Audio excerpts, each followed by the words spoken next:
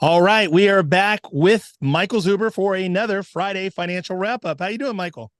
I'm doing wonderful, man. It's always fun talking to you. I always love looking back at the week. This is great. I really enjoy this, and this is for we're basically going into the last weekend of July. This is for July the 28th, 2023. Let's get right into it. The Fed this week, Fed Day. What did you see with the Fed? Your thoughts on 25 basis points? So it's interesting. So I probably would have wore this shirt regardless because I was calling for a pause and they raised a quarter. Let's be clear. I knew a quarter was coming. It was crystal clear the last 2 weeks. I just hold myself accountable and want to show the audience that if I'm wrong, I'm willing to admit I'm wrong. That was really the purpose of staying at a pause.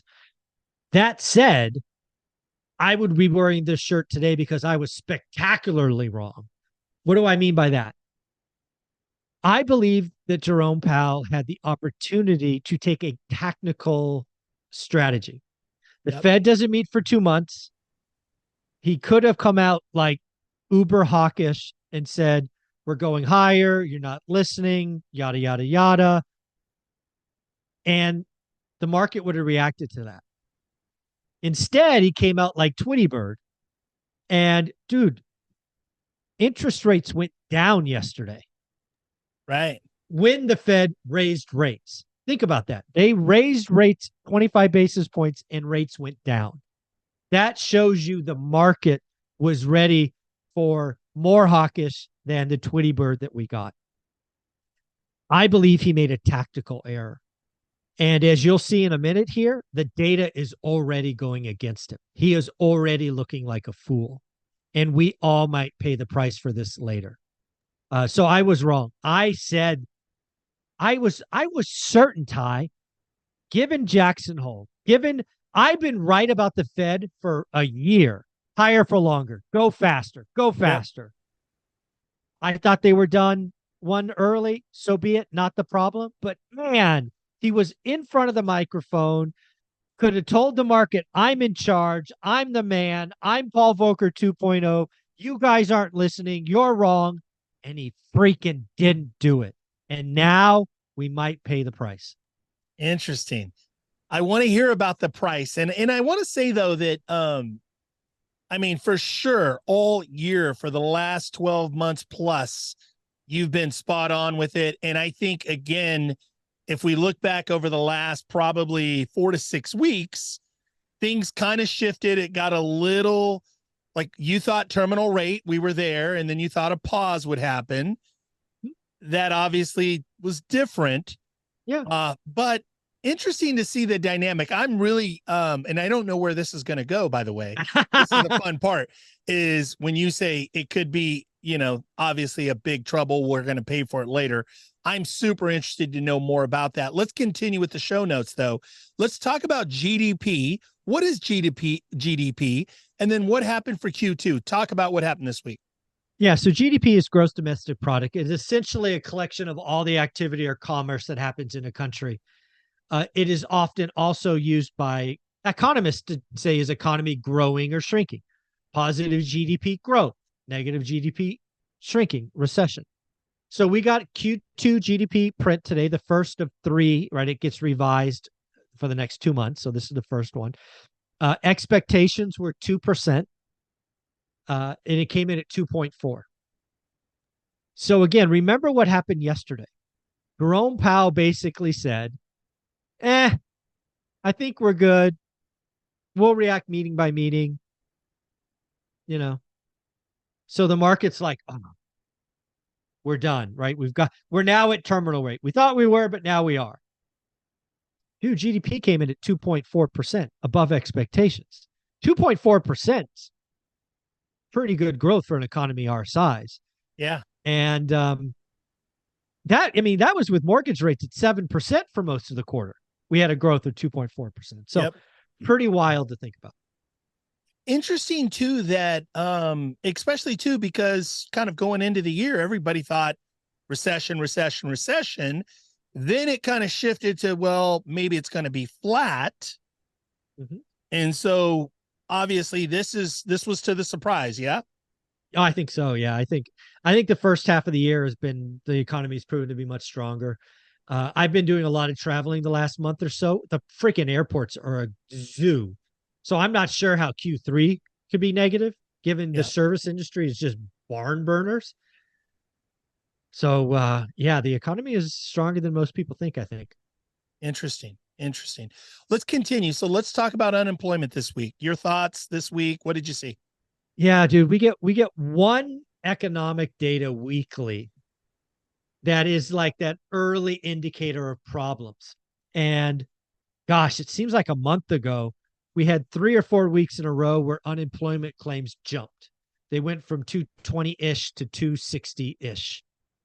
And the trend appeared to be clear like, okay, we're going up and we're going to get to 300 eventually. I have long thought the Fed wanted 3.25. So it seemed like we were on the path that, hey, maybe in the second half of the year, we could see that. Well, the trend broke, and it broke pretty meaningfully. I believe the numbers are 221 this morning on an expectation of 235 and lower than last week. So unemployment claims are going the other direction. Again, think about Jerome Powell. He could have stand in front of the audience and said, we're going to go higher, bake on September, it's coming. But he's like, we might be done. And then he got a strong GDP, the employment market's stronger. So does he come back and rug pull us? Does he have to go a half? Does he, I mean, or is there something else behind the scenes that's breaking that you and I, as Joe citizens, can't see?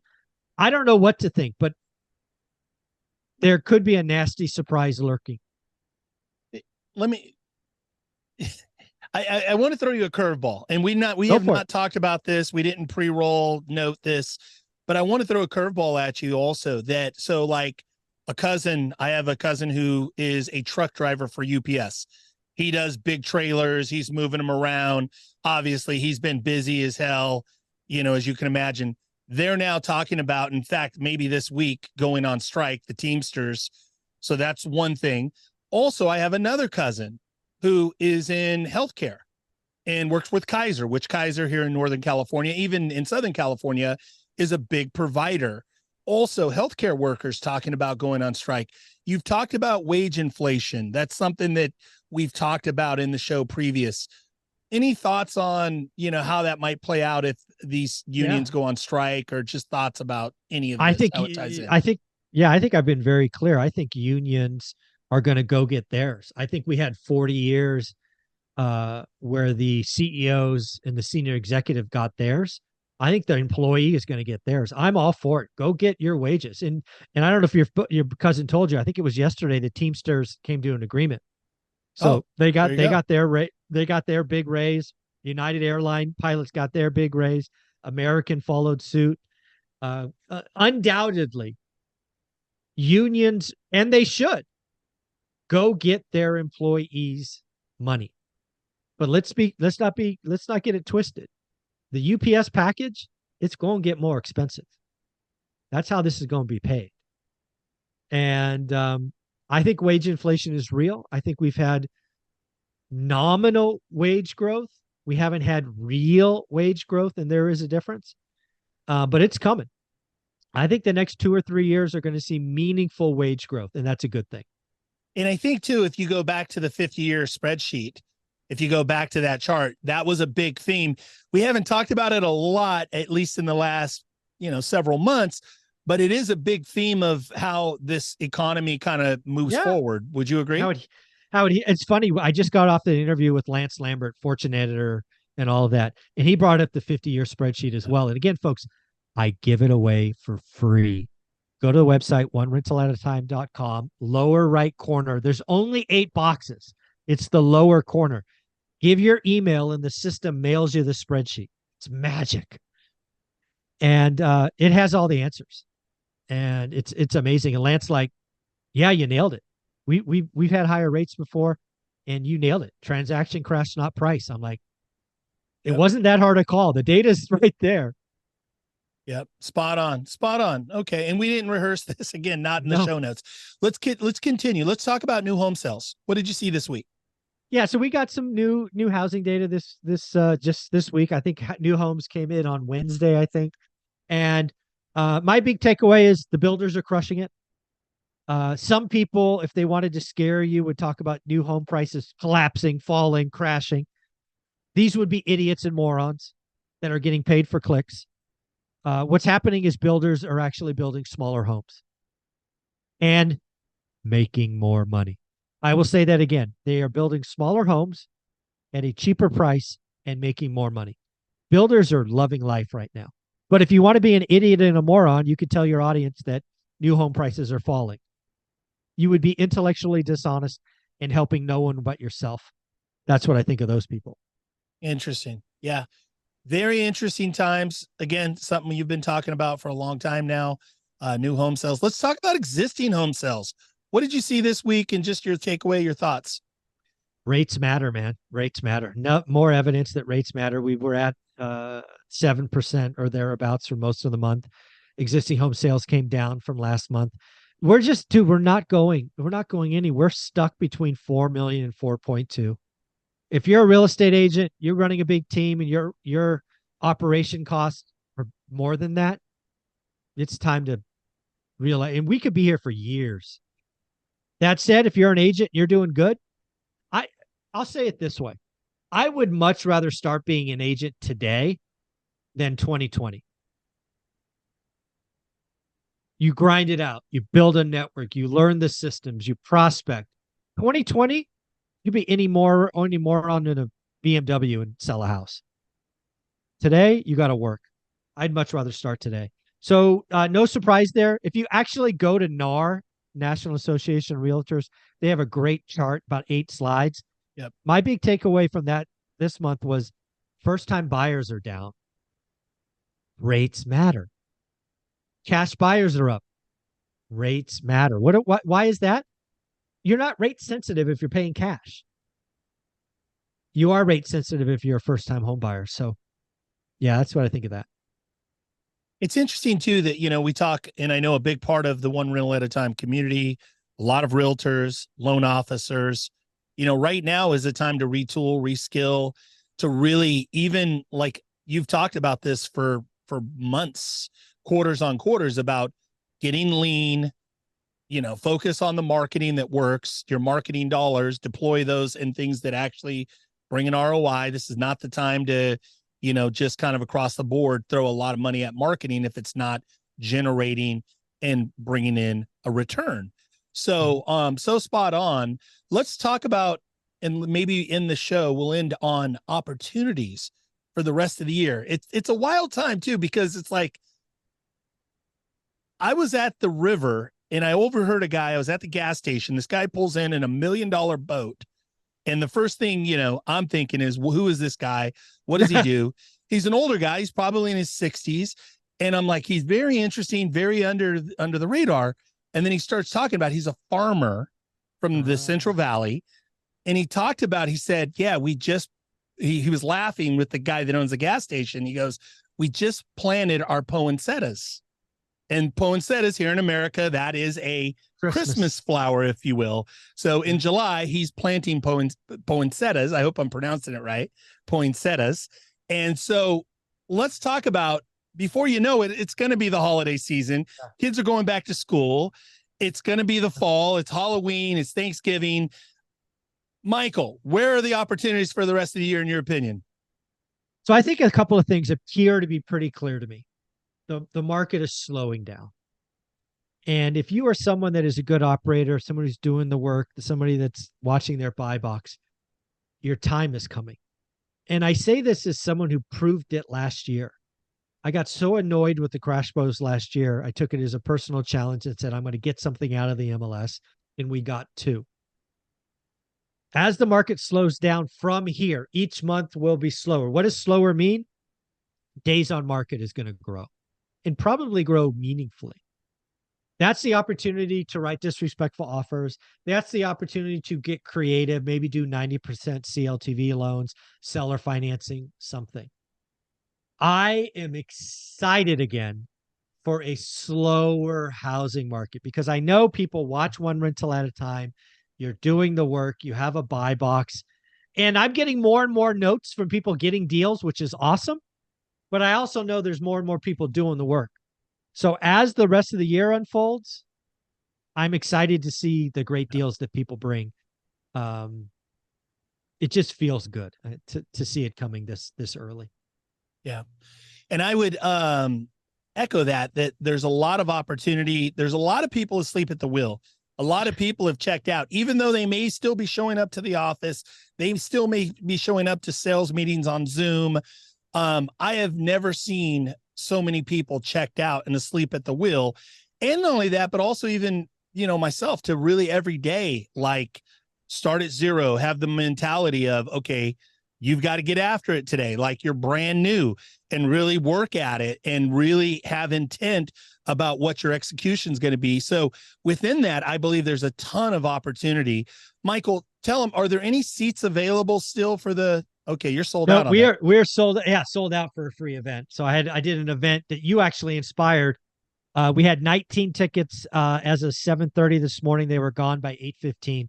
We are sold out. 500 people are coming, Ty. So you and I need to get busy and start preparing material.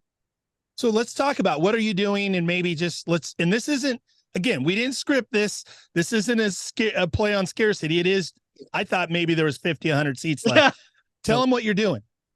So on it's August 13th, 8 to 10 a.m. Pacific, 500 people on Zoom. I'm going to show everybody what I would do today. This came from a real estate meetup. A lot of people are like, it's hard today. I can't do it today. You're lucky. All this, frankly, complaining. And I will admit, I could not rebuild my portfolio today to match what I already have. But that's not the goal. The goal is a better future. The goal is financial freedom. It's not to repeat what I have. I am convinced without a shadow of a doubt that I would get to 4 rentals and then 10. And I would likely build something better. And I'm going to show everybody in 2 hours exactly how I would do it. That's my goal. I love it. Now, let me ask you, I'm going to twist your arm here. Oh, no. And by the way, I can't do it the following Sunday. So, or not that you could obviously, but I want to twist your arm. Maybe that, is there a way, maybe if enough people comment, if in the comment on the, is there maybe get a waiting list going, maybe to do an encore, or just any thoughts on maybe doing a second one? I have not thought about that. I'm so focused on the first one, but you know what? If enough people comment below, I might do an encore. I'd probably want a break. So it might be 2 weeks out. 2 weeks out. But if enough people comment below, I will consider doing another 500 people. Same topic, probably 99%, because I might tweak the content a little. But it'll essentially be rinse and repeat. Yeah, you might be able to twist my arm into that. Maybe. If there's enough demand. If you really want this, comment in the show notes. If you're watching this on Facebook, which Facebook is weird because we get hundreds of views, but only 5 comments. I get it. But I would say, please go to Michael's channel. This is the call to action today. Go to Michael's channel, one rental at a time. Subscribe on YouTube, one rental at a time on YouTube, one rental at a time. Subscribe, number 1. Number 2 is comment in the video, comment in the comments. Let us know if you would like to come to that free 2-hour, how Michael and Olivia, how would he rebuild a portfolio? How would he get himself financially free in 2023, starting from zero? You got it. Love there you it. Go. Let's see. Michael, thank you for all that you do. Have a great weekend. Thank you, brother. Take care.